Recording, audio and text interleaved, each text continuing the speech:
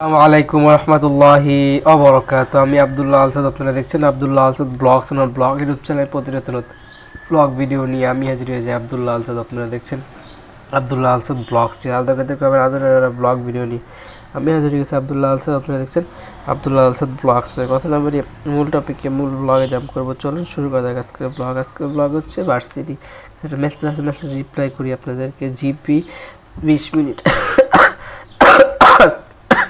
19 টাকা 20 মিনিট 24 ঘন্টা। Dial 121*580* my go link 09M from GP net 12/11/2025 9টা 49 দেখ। Reply forward add to contact block এতটুকুই কাজ। এবার প্রথমে হচ্ছে ভালো এই জায়গায় হচ্ছে আমাদের উপবৃত্তির জন্য টাকা জন্য অ্যাপ্লাই করতে হবে। এছাড়া আম্মুর কাছ থেকে একটা সাজেশন নেওয়ার জন্য ফোন দেওয়া যেতে পারে। আম্মুকে একটা ফোন দিই, দেখি যদি ধরে। এটাই ভার্সিটিতে আবার আমাদের মিড টার্ম পরীক্ষা, আর জানুয়ারির দিকে হচ্ছে আমাদের সেকেন্ড সেমিস্টার পরীক্ষা। এখন এই পরীক্ষার জন্য আমাদের সবাইকেই রেজিস্ট্রেশন ফি, কলেজের যাবতীয়, আম্মুর ওদিকে হচ্ছে নেটওয়ার্ক সমস্যা, সে এই সমস্যার কারণে আম্মুকে আর পাওয়া গেল না। এটাই বাস্তবতা। যাই হোক, যে অন্যরাও তো থাকতেছে, এরকম একটা আমাদের সবারই একটা একটা আকাঙ্ক্ষা থাকে, তাদের সমস্যা তো আমাদেরই কেন হবে। একজন আরেকজন ফোন দিয়ে ক্লিয়ার হই,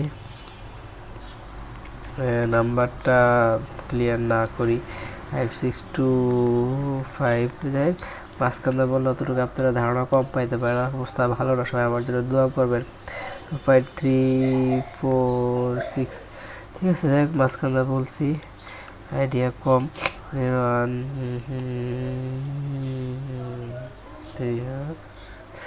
ঠিক আছে, দেখি ভাই কি বলে, তার উপর ডিপেন্ড করে আমার পরবর্তী যেই নির্দেশনা বলি তা। আর ওই ভাই ছিল, কিন্তু সে আমার সাথে পরবর্তী এক এক সময় এক এক ধরনের ছলনাময়ী তার মতো বিহেভিয়ার করছে। যাক, বাস্তবতা এগুলো আমাদের মানে নিতে হবে। হ্যালো, আসসালামু আলাইকুম ইউসুফ ভাই, কি অবস্থা ভাই? হ্যাঁ হ্যাঁ ভাই, পরীক্ষা বলে আজকেতে, পরীক্ষা বলে কলেজে ভার্সিটিতে।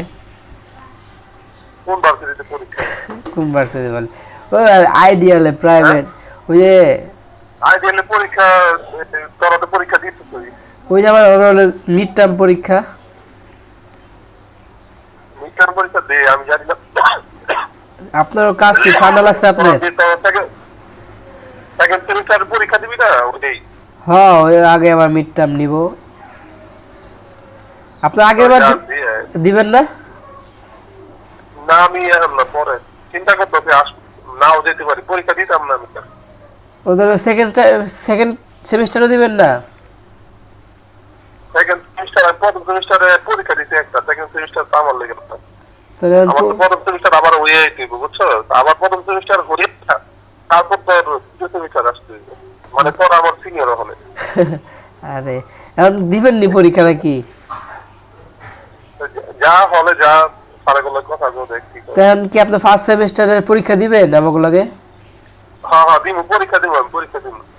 ও, তাহলে বলে টাকা টুকা জমা দেওয়ার ডেট বলে আজকেতে নাকি? না না, রসিম স্যারের লগে আমার কথা হইতাছে, আমাকে পরীক্ষা হবে তোর এই জুলাইয়ে, সামনের বছরের জুলাইতে পরীক্ষা হবে। অনেকে দিকে জানুয়ারিতে। হ্যাঁ, যে আমি তো অ্যাটেন্ড করি না এর লেগে, বুঝছো? নাহলে এই সেমিস্টারে দিতে পারতাম। ও, পরীক্ষা অ্যাটেন্ড না করাতে এই অবস্থা হয়েছে, বুঝছো? 1 বছর পর পিছনে ঘুরে যাবো আমি। বুঝছি, ঠিক আছে। ঠিক আছে, তুই যা। হ্যাঁ, আচ্ছা আচ্ছা ভাই, ঠিক আছে। এই এটা দিচ্ছে, এটা ব্যাপার হইতেছে আমার ব্যালেন্স মিনিট, নতুন নিয়ম বাইর করে একটা, যেমন এই জায়গায় সার্চ দিয়ে যদি এটা সেভও করছি, এই সেই জায়গায় এইটা আমি দেখলে এটা একজনকে ফোন দিব হঠাৎ করে, ঠিক আছে? দাঁড়া, আগে মিনিটটা দিয়ে কী ধরনের মিনিট আমার ফোনে অ্যাভেলেবেল আছে। ও এই ভাই কবে না দিই যেটা আছে সেরকমই দেখি। তারপর কন্ট্যাক্টে যদি যাই কিছু নাম্বার অ্যাভেলেবেল আছে বেশি বসির কে দিই তো যদি টেলিফোন নাম্বার এই নাম্বারে ফোন দেওয়া যাবে ওরা। টেলিফোন নাম্বার বাদে কী কী আছে? কাস্টমার কেয়ার হাজির হাজির দেখি মানে যেগুলো নাম্বার অ্যাভেলেবেল আছে সেগুলো সবই হইতেছে এই জায়গায় দিই। আরেকজনের ফোন সেখানে নেওয়া হয়েছে কিন্তু হালায় বাটপারি করছে আমার লাগে, অনেকখানি টাকা চার্জ করছে এবং কিছুটা সংগ্রহ করছে কিন্তু অনেকটা লো রেঞ্জের ফোন ধরায় দেওয়ার এরকম একটা সুযোগ সে আমার সাথে। ওয়ালাইকুম আসসালাম। হ্যালো হ্যালো হ্যালো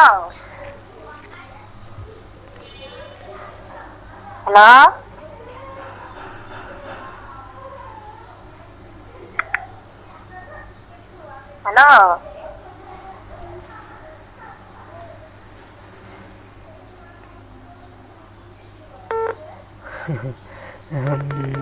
রিস্ক নিতে দিতেছি না, মহিলা মানুষ তো তাদের বুদ্ধি থাকে গিরায় গিরায় কী থেকে কী করে জানে কি।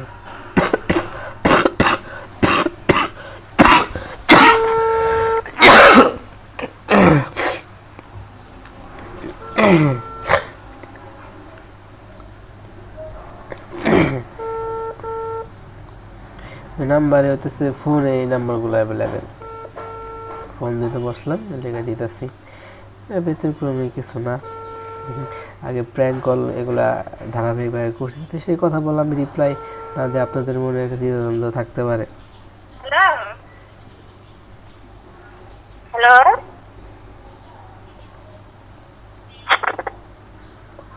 হ্যালো কে হ্যালো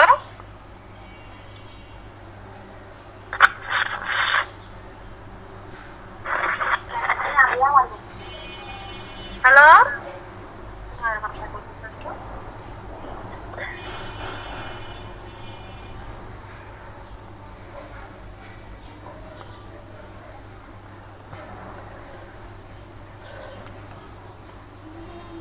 হ্যালো হ্যালো কে ফোন দিয়ে আমাকে কথা নেই নাকি?